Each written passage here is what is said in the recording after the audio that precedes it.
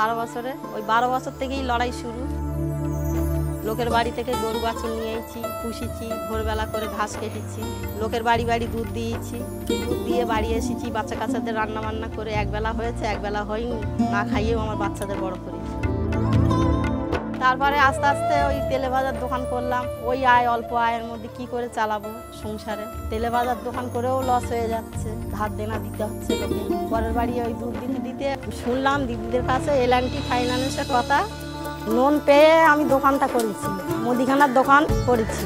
আমার স্বপ্ন সফল হয়েছে। স্বামী রাজমিস্ত্রি কাজ করতে গিয়ে অ্যাক্সিডেন্ট হয়েছে 15 বছর আগে। পড়ে গিয়ে সে থেকে হাঁটা চলা করতে পারে না। মাসে মাসে তার ওষুধ খরচা আমাকেই দেখাশোনা করতে হয়। আমি পারতাম না, সে কাজ করি, ছেলের যা কাজ করে সব আমার স্বামীর পেছনে খরচা হয়ে যায়। আমি আর বৌমা তাই ঠিক করি যে আমরা একটা ব্যবসা করব। আমি আর বৌমা মিলে L&T ফাইন্যান্স থেকে লোন নিয়ে এই পাঁপড়ের কারবারটা করছি। আমরা এই কারবারটা করে আমরা খুব ভালো আছি। আমার স্বামীকেও চিকিৎসা হচ্ছে, বাচ্চারাও পড়াশোনা করছে। আমার বাপের বাড়ি বসিরহাট। বাপের বাড়ির আর্থিক অবস্থা খুবই খারাপ ছিল, তার জন্য আমার বাবা মা খুব অল্প বয়সে আমাকে বিয়ে দিয়ে দেয়। কিছুদিন পরে আমার বাচ্চা হলো। দুটো বাচ্চা হওয়ার পরে তখন আমার জীবনে আরও দুঃসময় নেমে আসে। সংসার আমি চালাতে পারছিলাম না। আমার স্বামী যদি একদিন অসুস্থ হতো তাহলে আমার সংসার চালানোর মতো অবস্থা আমার ছিল না। তখন আমি মনে মনে ভাবলাম, বাচ্চা দুটোকে মানুষ করতে গেলে বা আমাকে ঠিকভাবে এই সংসারটাকে গোছাতে গেলে আমাকে কিছু একটা করতে হবে। ঠিক এমনই সময় আমার এক খুব পরিচিত, সে আমাকে L&T ফাইন্যান্সের কথা জানায়। L&T ফাইন্যান্স থেকে আমি লোন নিয়ে প্রথমে একটা গরু কিনি, দ্বিতীয় লোন নিয়ে আবার দুটো গরু কিনলাম। টোটাল আমার এখন 5টা গরু আছে। এখন আমি ডেলি আমার 5 লিটার দুধ হয়, গোবর থেকে ঘুঁটে তৈরি করে বিক্রি করি। ডেলি আমার 250-300 টাকা রোজ আছে।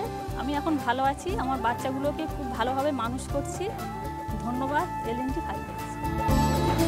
ছোটোবেলা থেকে আমার সাজগোজের খুব শখ। এই যে পার্লারটা দেখছেন, এটা আমার মাসির পার্লার। এই পার্লারটার বয়স 30 বছর। পার্লারটা চালাবো বলে আমি বিউটিশিয়ান কোর্সও কমপ্লিট করেছিলাম, কিন্তু খুব অল্প বয়সে বিয়ে হয়ে যাওয়ায় আমি আর পার্লারে না আসতে পারাতে পার্লারটা বন্ধ হয়ে গেছিলো।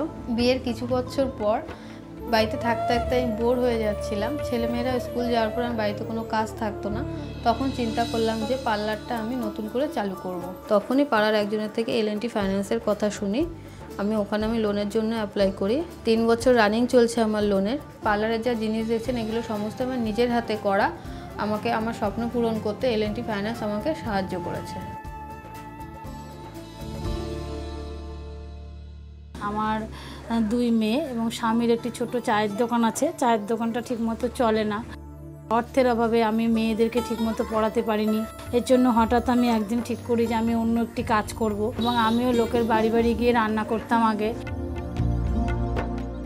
আমার মামা এসে একদিন হঠাৎ বলে যে তুমি লোকের বাড়ি কেন বারবার রান্না করতে যাবে, একটু ছোটোখাটো ব্যবসা করি। তার জন্য আমরা L&T ফাইন্যান্সের থেকে লোন নিই। নেওয়ার পরে আমরা ব্যবসাটা শুরু করি। শুরু করার পরে ব্যবসাও আমাদের ভালো চলে। এবার এই ব্যবসাটা করে আমি অনেক কিছু উন্নতি করেছি।